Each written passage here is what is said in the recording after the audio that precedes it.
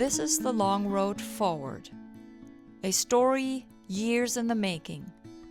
It begins with a mother and son, 2 vehicles, and a 4,000-mile drive from Reno to Alaska. One, my son's dream car, a 1990 Bronco. The other, a van that's about to become a home. This channel is about the journey ahead, rebuilding, moving forward, and finding your way, even when life changes everything. And from the very beginning, this journey didn't go as planned.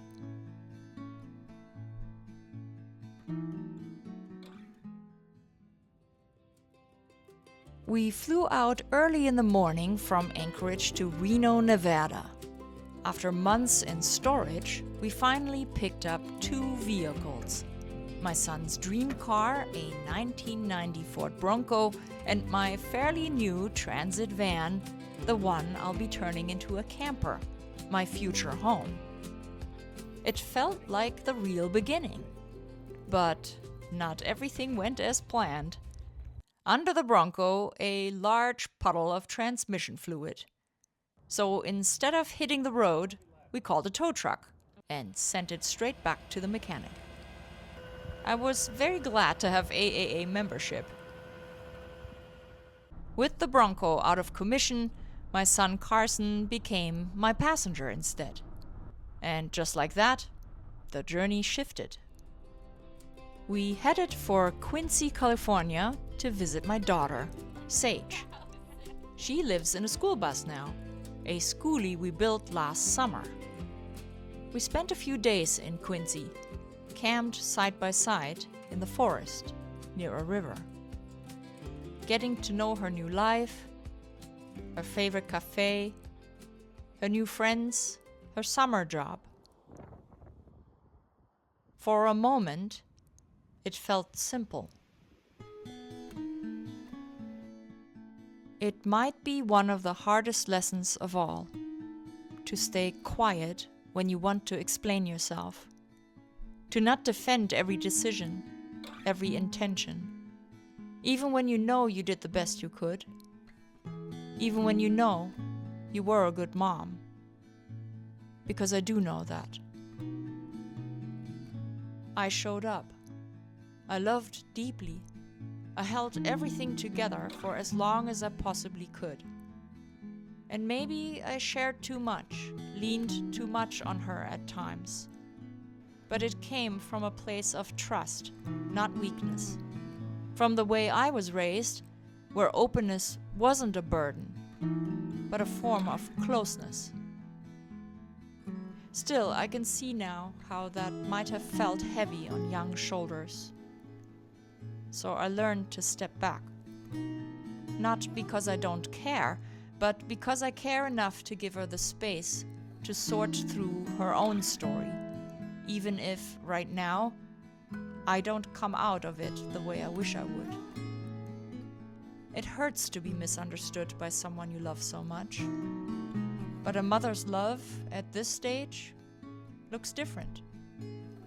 It looks like restraint, like patience, like believing that one day she might see things with a little more softness, a little more context, maybe even with forgiveness. And until then, I keep myself available, quietly loving her, quietly knowing I did good. I did good despite feeling abandoned in my failed marriage, despite the burdens of being a caretaker for my mother and later for my father too, despite the grief I will always feel for missing my parents, and despite the worry of my son's cancer showing up again. There were so many moments where I thought I would break, and sometimes I did, sobbing in the shower, or yelling in agony over too much heartbreak all at once. The van?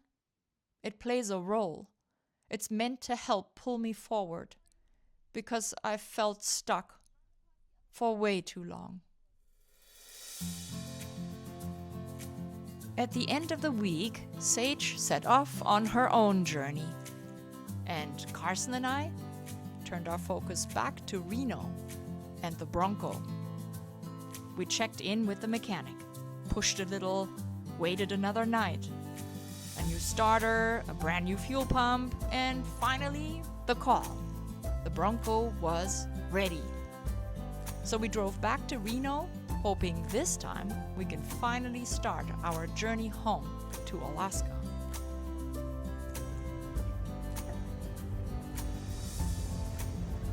Even with 16-year-old Carson having a proper driver's license now in hand, not just a learner's permit, driving in a city like Reno isn't something my kids grew up with. Alaska roads are different, slower, quieter. So instead of jumping straight onto the highway, we zigzagged our way through town, making our way to a gas station first, and then toward the northern edge of the city to join the highway with less traffic. It felt like we were easing into the journey. Until the moment Carson hit 50 miles per hour. This is when the Bronco started to shake its head. We slowed down. That helped a little. But soon we were crawling along at 35, barely keeping up with traffic. We took the next exit, pulled over, sat for a moment. Carson looked at me and said he didn't feel safe driving it like that. We figured the Bronco needed an alignment. So for the second time, we called a tow truck. And just like that, the Bronco was on its way again, this time to a shop in Susanville on a late Saturday evening. Not exactly where we had hoped to be. In the dark, we found ourselves a camping spot on Forest Service land a few miles west of Susanville. It's a bit tough to arrive in a strange place in the night, following a bumpy gravel road in hope for a place to safely park and sleep. We kept our eyes peeled for deer bouncing into our path, and sure enough, one appeared right where we eventually decided to turn off the engine. With the old Bronco now waiting in the Le Schwab parking lot over the rest of the weekend, we made the best of the situation by taking a drive with my transit van to Larsen Volcanic National Park. It was a beautiful road on a sunny day. We soon entered burned areas from a wildfire not too long ago. Quite the devastation. It will take decades to look the way it was, and maybe it won't ever look the same way again. It made me think of my own transitions in life, and the life I had to let burn, because some fires are just too big and out of control. My failed marriage, I've held on for years longer than I should have, and it took a toll on me and my kids. To not feel bitter, eventually, becomes a decision. And not just once, but in small, quiet moments you don't expect. It shows up when a memory catches you off guard, when something reminds you of what could have been, when the weight of it all feels unfair. That's when the choice comes back again, to either hold on to the hurt or to slowly loosen your grip. I don't always get it right. Some days the anger feels justified. Some days the grief is louder than anything else. And maybe that's part of it too. Learning that healing isn't about eliminating those feelings, but making space for them without letting them take over. Out there in the park, seeing the aftermath of the fire, it struck me how nothing tries to hide what happened. The damage is visible. The loss is real. But so is the quiet return of life. And maybe that's what I'm learning, to let both exist at the same time. The scars and the growth. The past and whatever comes next. And then the landscape shifted again. The air changed first. You could smell it before you saw it. That sharp, sulfuric stink, like rotten eggs and something ancient bubbling up from deep underground. Not exactly pleasant, but impossible to ignore. Steam rose from the earth in thick white plumes. The ground hissed and gurgled. Mud pots bubbling, hot water churning, everything in motion. It felt alive, restless, like the earth itself was working something out. It's not the kind of beauty you'd call pretty. It's raw, unsettling, but also honest. Standing there, surrounded by all that heat and pressure finding its way to the surface, I couldn't help but think about those boiling points in my life. The moments when things simmer for too long, until they don't anymore. When everything you've tried to contain starts pushing its way out. It's messy. It can stink. It doesn't look graceful. But maybe it's necessary. Maybe that's where change begins, not in the calm, but in the bubbling, uncomfortable release of everything that's been building underneath.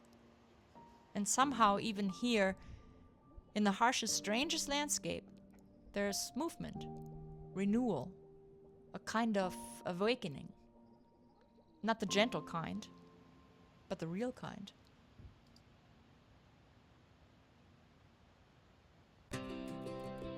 On Monday morning, we took off one last time from our campsite in the forest and met up with the team at the Schwab in Susanville for the alignment. Because we are travelers, the employees took us in immediately, which was so nice and appreciated. After about an hour, the alignment was done, and the ride of the old 1990 Bronco was much improved. Carson felt good and started to fall in love with his car. The day before, we had entered Lassen Volcanic through the south entrance. Today, we drove the northern route, which opened up wide views of the volcanoes. It was a hot day for these two Alaskans, not quite acclimated to the California climate.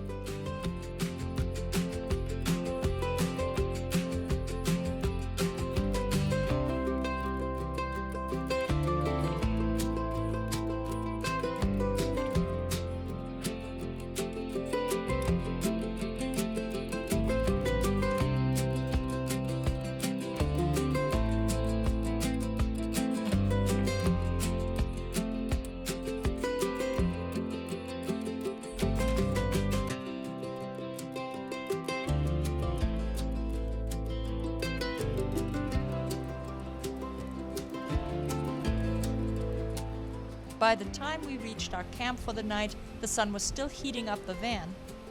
Luckily, we found a shady spot to park. We watched deer across a wild river and a family of Canadian geese traveling along the waterway, stopping short of the rapids, still too difficult for their young ones to master.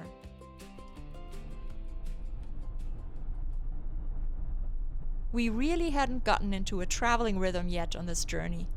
Now we hoped we could finally put some miles behind us, head to the California coast, see the redwood trees. It felt like we were finally getting somewhere. But not for long. Again, we discovered yet another problem. The Bronco was short on oil. I don't know if it's changed or not. Geez, when will this car not create a problem? Will we even make it home to Alaska?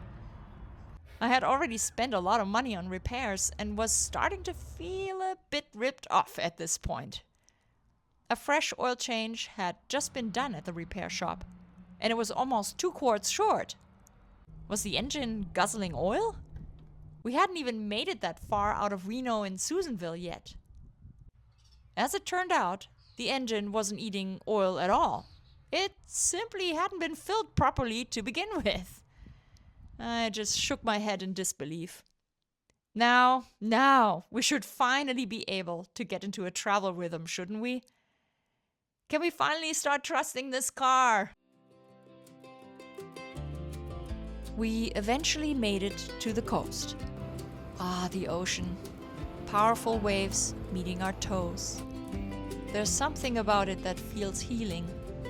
It washes away the worries, drowns out the noise in our heads, at least for a while.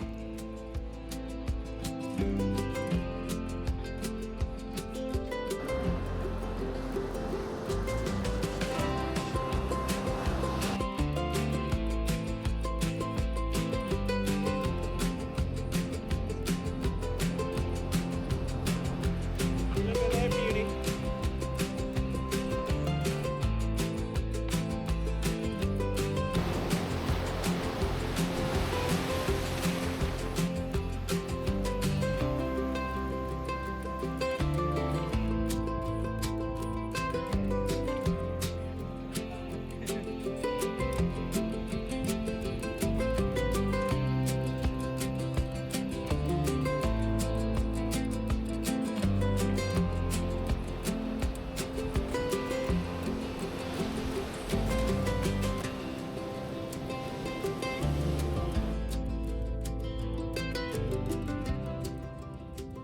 We then drove to Redwood National and State Parks. Oh, what a sight! We hiked a short trail and stood among the giants, looking up in quiet awe. There's something about those trees, their age, their strength, their stillness. It makes everything else feel small for a moment.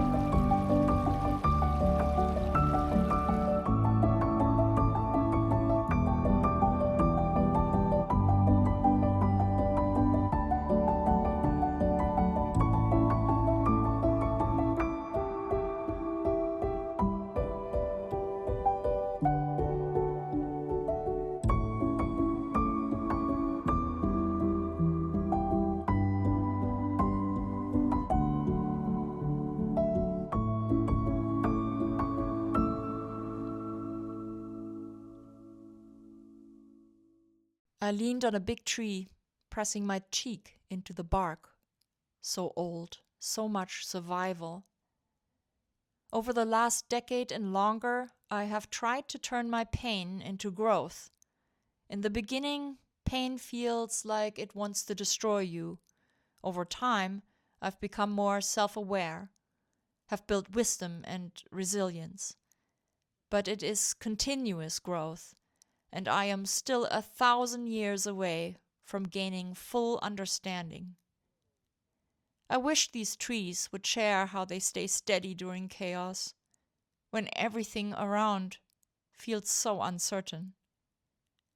Only recently have I adapted to accept what I cannot control: people, timing, outcomes, life itself. After all, a perfectly predictable life does not exist. But I am taking a chance now, making changes, by buying a van and building a home on wheels. By making that decision, despite the fear of change, I am stepping into a new life that will challenge me. This change will do me good. We camped among the giants, made a simple dinner, and slept well, knowing that our journey would continue to be filled with beautiful sights and each other's company. The next day, we were off again. Oregon's southern beaches made me imagine living here one day.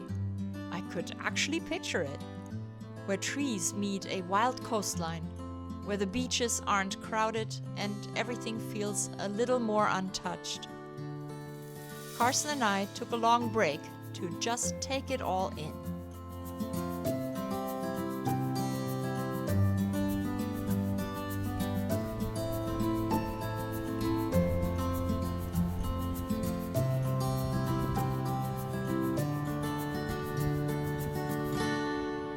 That is spooky.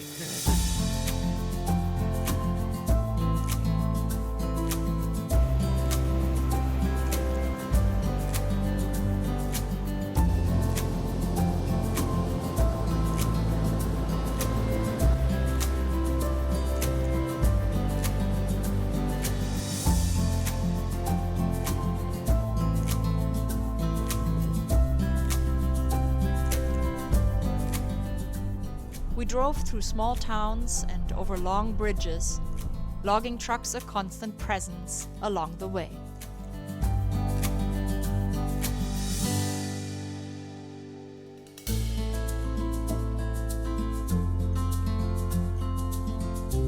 Eventually, we made it to Oregon Dunes and set up camp near a trailhead leading into a protected wildlife area, home to the western snowy plover, a threatened shorebird that nests directly on the open sand. We crossed the big sandy dunes toward the ocean, and what opened up in front of us almost didn't feel real. A beach so long and wide, each end fading into haze. No visible beginning, no end. And it was only us out there. Us and the birds.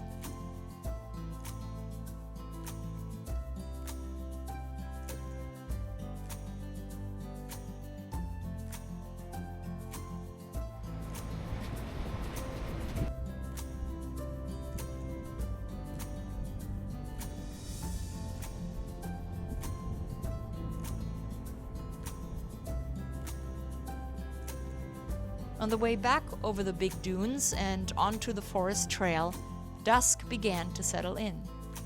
We spotted many rough-skinned newts along the way.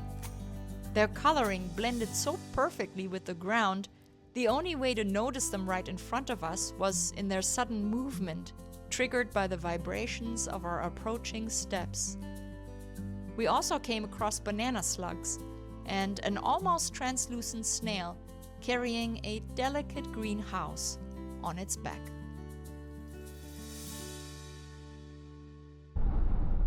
In the morning, the Bronco fixed in my rearview mirror, we followed the winding coastal road, through towns and over many more bridges. I love bridges.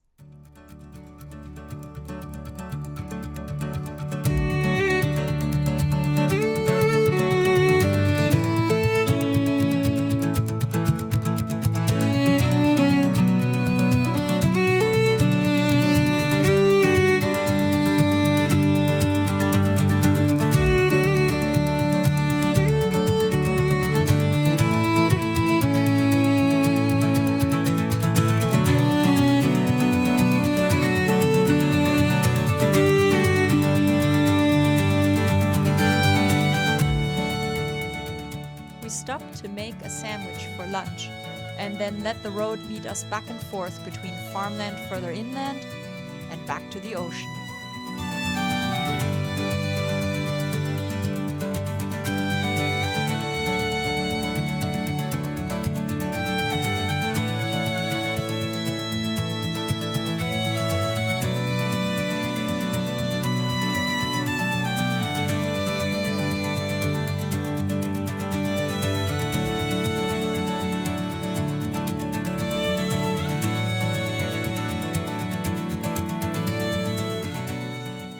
By the time we reached Cannon Beach, the rain stopped, just in time to explore one of the iconic filming locations of The Goonies.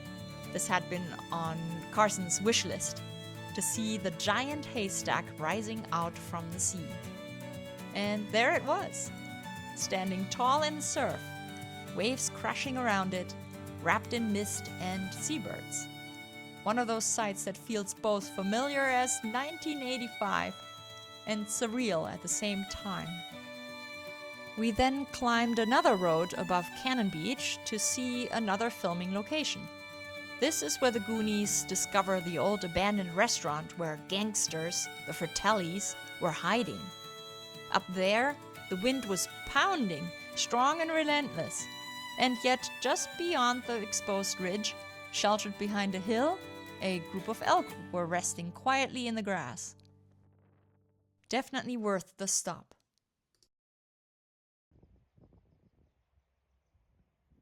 We camped near a harbor for the night.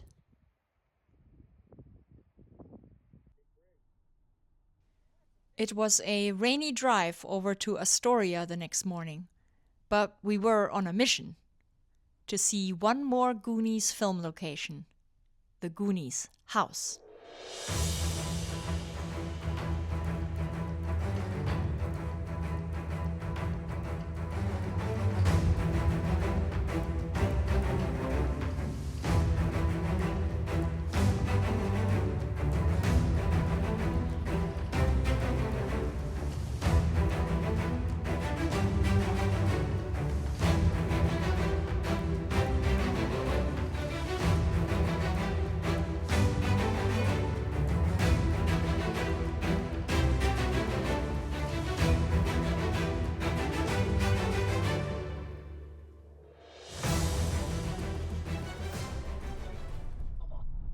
As the rain set in again, we drove across a long bridge and into Washington.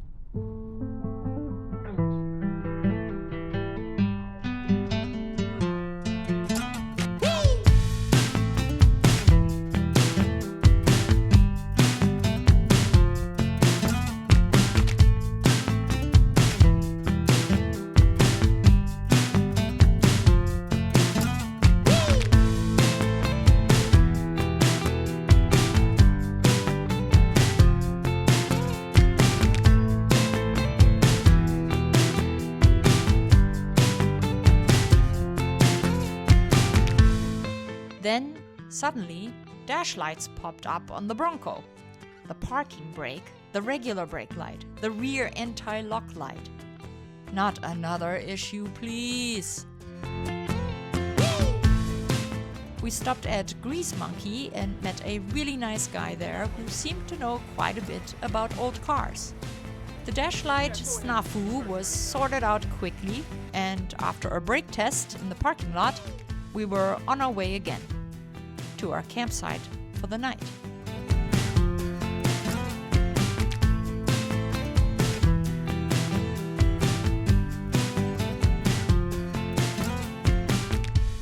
The next day, on winding back roads through forests and stretches of grassland and farmland, we made our way toward the city of Renton, where I had arranged ahead of time to pick up a motorcycle hitch carrier. I ride a DR650, and when I will eventually move into the van, my adventure bike obviously needs to come with me. Avoiding highways is a sure way to stay in our slower-paced travel mode. It felt good, and Carson enjoyed it too.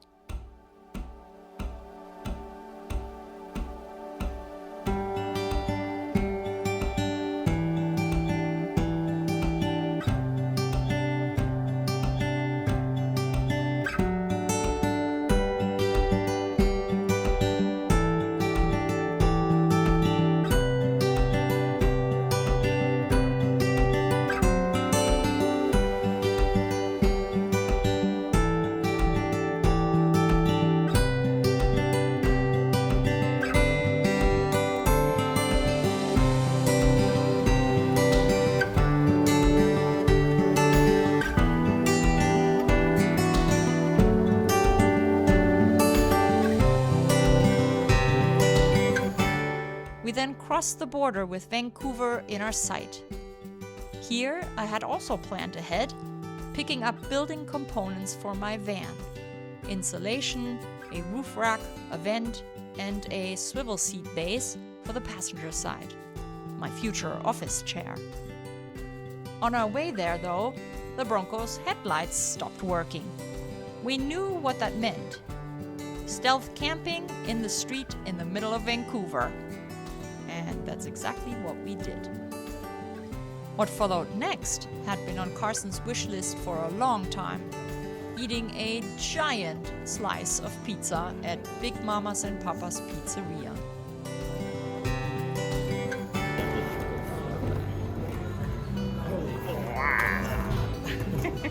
That's a big pizza. You're gonna have to cut that.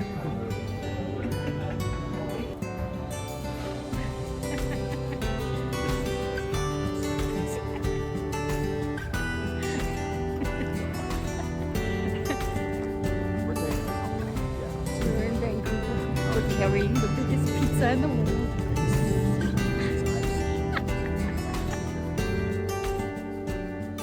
Nobody bothered us during the night, and after some early morning hour Google searches from the cozy warmth of our sleeping bags inside the van, we figured out the Bronco's headlight issue.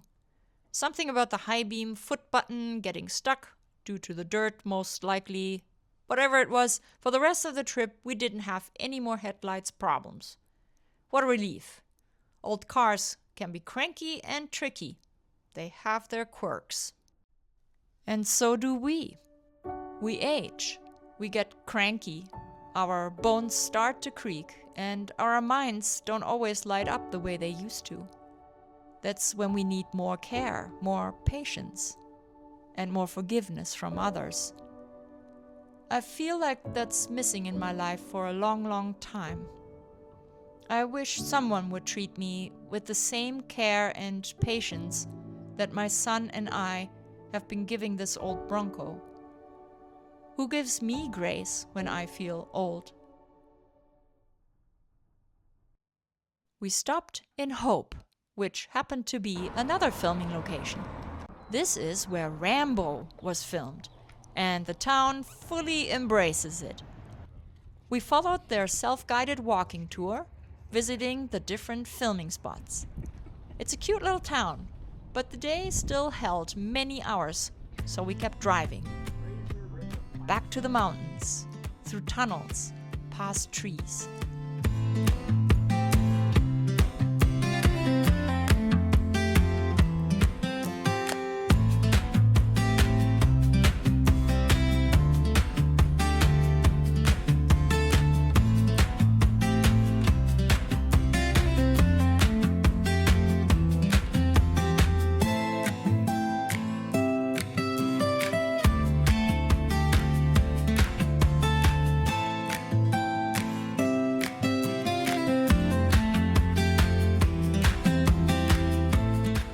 Then the landscape changed again and became quite barren.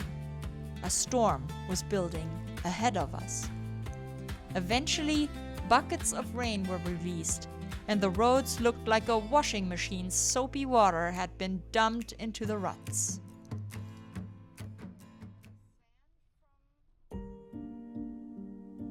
It was a long day of driving through sparse land, cultivated in parts by farmers. It must be tricky to coax this land into cooperation, to grow anything at all here in this dry part of British Columbia. It made me wonder how we end up in places that demand so much of us.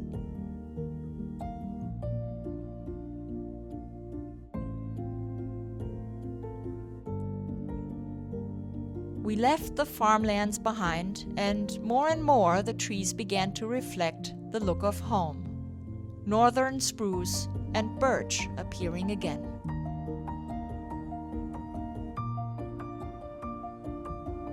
My gas mileage had climbed to 21 miles per gallon, slowly improving as the miles added up on the odometer.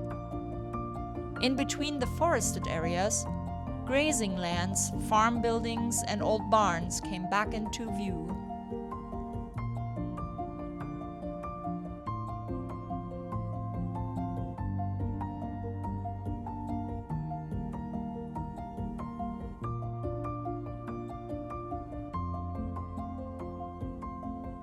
For one last time, we passed under a railroad bridge. And just like that, the land shifted again, taking on the familiar look of the north. Still many miles to go, but we were nearing home.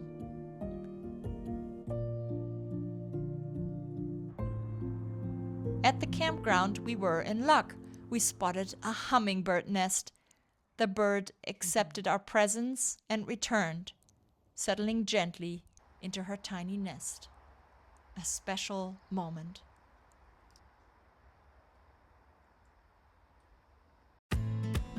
In the next episode, we see bears, a glacier, the quiet towns of Stewart and Hyder, and the remote stretches of the Cassiar Highway. The road gets wilder from here.